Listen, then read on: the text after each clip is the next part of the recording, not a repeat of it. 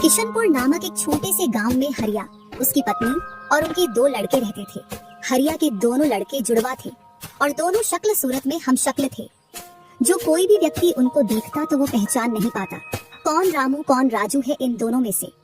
एक शाम हरिया अपनी पत्नी से बोलता है, अब तो बुढ़ापा आ गया और अब पहले जैसे हाथ पैर भी नहीं चलते। हाँ, अब आपकी और मेरी उम्र हो गई है, अब मुझसे भी घर का काम नहीं होता। क्यों ना रामू और राजू के लिए सुंदर लड़कियां देखकर उनकी शादी कर दी जाए। हाँ भाग्यवान, तू बोल तो सही रही है, लेकिन मुझे रामू की फिक्र है क्योंकि उसे काम में आलस आता है और वो कैसे अपना गुजारा कर पाएगा। बातें करते करते दोनों सो जाते हैं।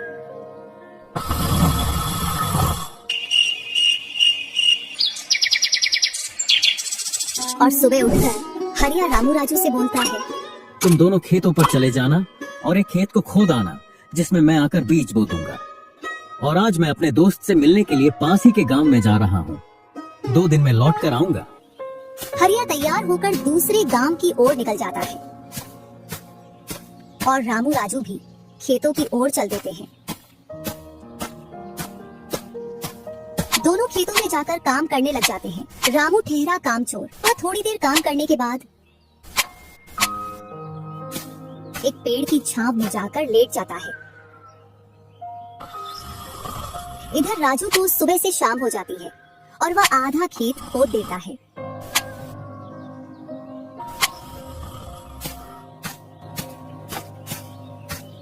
और हरिया भी अपने दोस्त के पास पहुंच जाता है। अरे भाई हरिया, कैसे आना हुआ?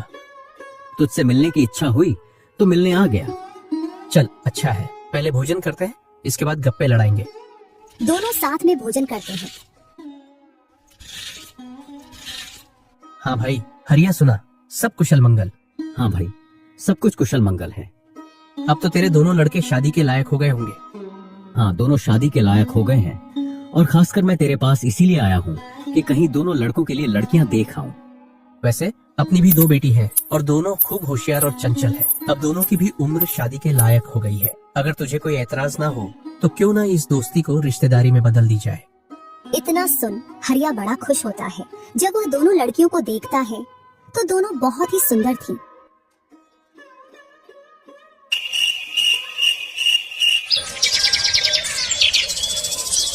सुबह होते ही हरिया अपने दोस्त से बोलता है, मैं जल्द ही मेरी बहुओं को लेने आऊंगा।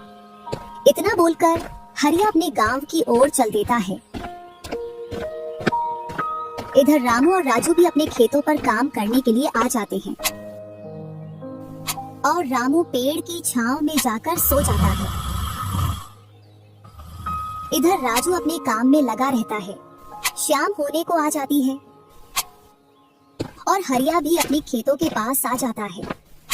रामू की आंख खुलती है तो हरिया उसको आता हुआ दिखता है, तो वह खेत में जाकर काम करने लग जाता है। चलो घर, अब शाम हो गई और खेत भी पूरा खुद गया है।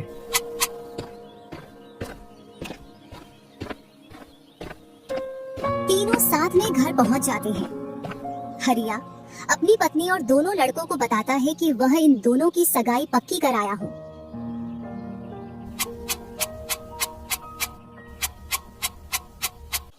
और वह कुछ दिन बाद दोनों का विवाह कर देता है। ऐसे ही कुछ वर्ष निकल जाते हैं।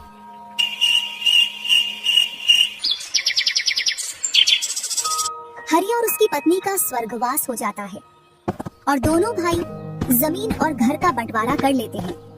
रामू अपने आलसी पने की वजह से खेतों में काम करने नहीं जाता और दिन भर घर में ही पड़ा रहता। इधर राजू अपने खेतों में दिन रात मेहनत करता है, जिससे रामू और राजू की फसलों में अंतर स्पष्ट दिखाई देता है। एक दिन रामू राजू से बोलता है, तूने अच्छा खेत रख लिया और मुझे यह खराब खेत दे दिया, जिससे तेरी फसल अच्छी हो रही है और मेरी फसल कमजोर। कोई ना, अगली फसल पर खेत बदल लेंगे।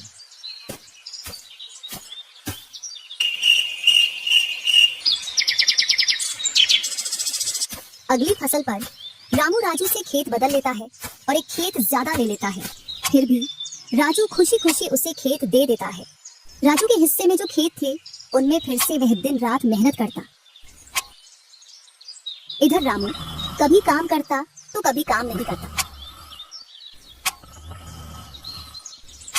रामू के पास बीज खरीदने के भी पैसे नहीं थे, तो वह पैसे लेने के लिए जमींदार के यहाँ चला जाता। जमींदार जी, कुछ पैसे उधार चाहिए थे, जिससे मैं अपने खेतों के लिए बीज ले आता और फसल आने पर मैं आपको पैसे लौटा देता। क्यों नहीं भैया, लेकिन आपको 2% ब्याज देना पड़ेगा। जी जमींदार जी, मैं ब्याज दे दूंगा। जमींदार रामू को पैसे दे देता है और रामू उनसे कुछ बीज लाकर अपने खेतों में बो देता है। इधर राजू अपनी फसल की रोज देखभाल करता और रामू बोकर आया उसके बाद से अपनी फसलों को देखने के लिए भी नहीं गया। वहीं अपने घर में पड़ा रहता और दिन रात सोता रहता।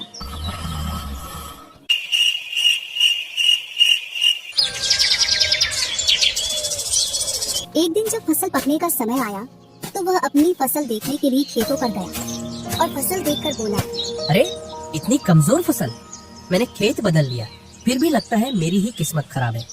जो भी जमीन में लेता हूँ उसमें अच्छी फसल होती ही नहीं है। ऐसे कहते हुए वह अपने घर आ जाता है और अपनी पत्नी से बोलता है, राजू की फसल तो अच्छी है, बस हमारी फसल ही कमजोर है। ऐसा कैसे हो सकता है? ऐसा तो होगा ही। दिन रात जो घर में पड़े रहते हो और खेतों में समय समय पर दवाई पानी नहीं दोगे तो फसल ऐसी कमजोर रहेगी। फिर बोलते हो किस्मत खराब है। किस्मत नहीं, मेहनत करनी पड़ती है। चल चल, मेरे को मत सिखा। अगर किस्मत ना हो तो कुछ भी नहीं होता। अगर मेहनत से कोई बड़ा बनता तो सबसे पहले गधा बड़ा बनता, क्योंकि उसके बराबर कोई मेहनत नहीं करता। और जो मजा जिंदगी में सोने में है वह मजा और किसी चीज में नहीं। बस इनको तो सुला दो, सोने के अलावा और कोई काम ही नहीं है।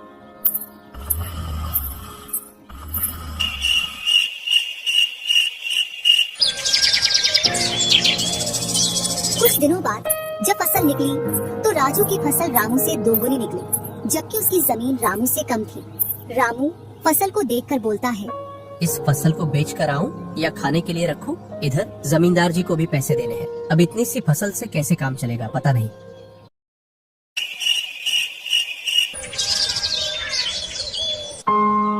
एक दोपहर रामू सो रहा था, तभी उसका गेट किसी ने खटखटाया। पता नहीं कौन भरी दोपहर में नींद खराब करने के लिए आ गया। जैसे ही वह गेट खोलता है तो सामने जमींदार खड़ा दिखता है। क्या यह रामू का घर है? रामू ने सोचा क्यों ना मैं इसे राजू के घर पहुंचा दूं, यह मुझे पहचान भी नहीं पाया। मैं तो राजू हूँ, वह वाला घर है रामू का। जमींदार सामने वाले घर पर जाकर गेट को खटखटाने लगता है। राजू गेट खोलता है और बोलता है, क्यों भाई, इतनी तेज गेट को क्यों खटखटा रहे हो? मैंने आपके रुपए लेकर खा लिए क्या? हाँ भैया रामू, तुमने मेरे जो पैसे लिए थे उन्हीं को लेने के लिए आया हूँ। तुमने बोला था फसल आने पर पैसा लौटा देंगे, जो तुमने अभी तक नहीं लौटाया। क्या जमींदार जी, आप भी दोपहर में नशा करके आ गए? मैंने कब आपसे पैसे उधार लिए? क्या तुम ही रामू हो? नहीं, मैं तो राजू हूँ। रामू तो सामने वाले घर में रहता है।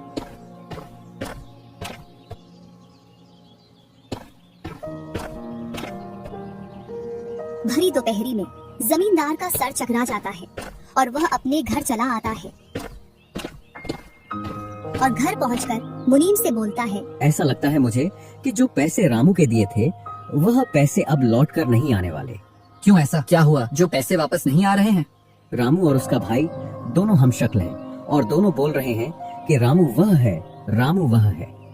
और उन दोनों ने दोपहर भर मुझे इस घर से उसे घर दौड़ाया। जमींदार जी, पैसे निकालने की मेरे पास एक स्कीम है। बोलो कौन सी स्कीम है? मुनीम जमींदार जी के कान में पूरी स्कीम बताता है।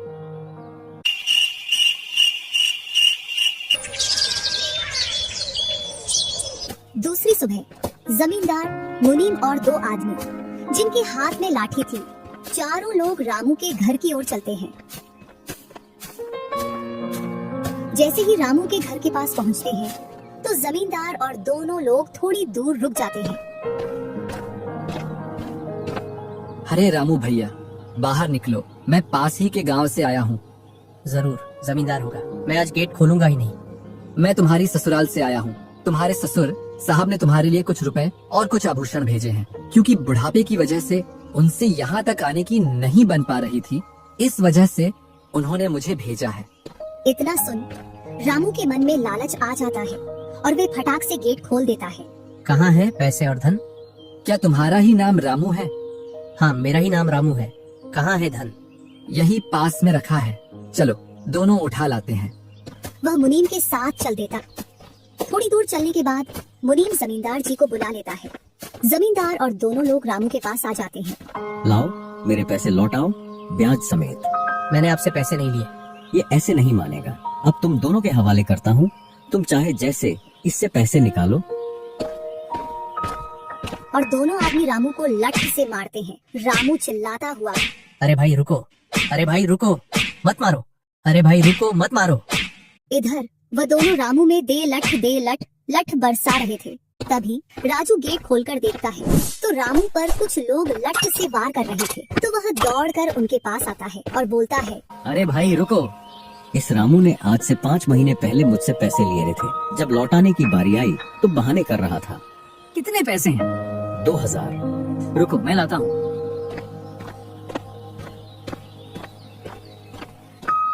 राजू रुपए लाकर जमींदार को देता है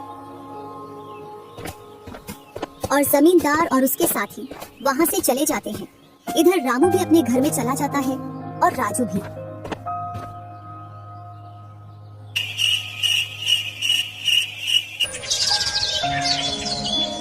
कुछ दिनों बाद दोनों भाई अपना अपना खेत खोदने के लिए खेतों पर पहुंच जाते हैं। इधर खेत खोदते खोदते राजू दौड़ते हुए रामू के पास आता है और बोलता है, देखो मुझे खेत में क्या मिला है। राजू के हाथ में हीरा देखकर रामू के मन में लालच आ जाता है और वह मन ही मन सोचता है, इसके खेत में तो और भी हीरा हो सकते हैं। क्यों ना मैं इसको मेरा वाला खेत दे दूं और इसका खेत में रख लूं, जिससे मेरे पास भी बहुत सारे हीरे हो जाएंगे। मैं क्या बोल रहा था, क्यों ना तू मेरे वाले खेत पर फसल कर ले और मैं तेरे वाले पर। इतने दिनों से तू कम जगह पर कर रहा था। और रामू राजू वाले हिस्से को खोदने लग जाता है।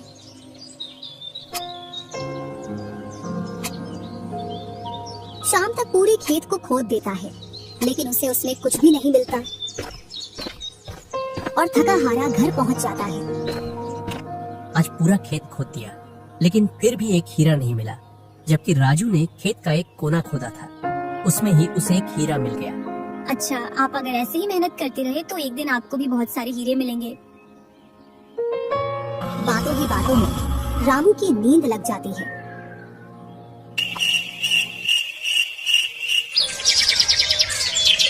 और जब सुबह होती है तब वह बोलता है, आज जैसी नींद मुझे कभी नहीं आई। हाँ, अगर तुम ऐसे ही मेहनत करते रहे तो आपको रोज ऐसी नींद आएगी। और रामू उसे वर्ष राजू की तरह अपने खेतों में मेहनत करता है और दोनों की फसलें बराबर निकलती हैं, जिससे रामू के चेहरे पर अलग ही चमक दिखती है। एक दिन चारों लोग साथ में बैठकर खाना खा रहे थे। क्या सच में उस दिन खेत में से हीरा निकला था? हाँ भैया, निकला था ना। जो आज आपके घर में उसकी वजह से कई सारे हीरे रखे हैं। इतने में ही रामू की पत्नी बोलती है, वह तो नकली था आपसे काम करवाने के लिए। इसी प्रकार बातें करते करते चारों लोग अपने अपने घरों में जाकर सो जाते हैं।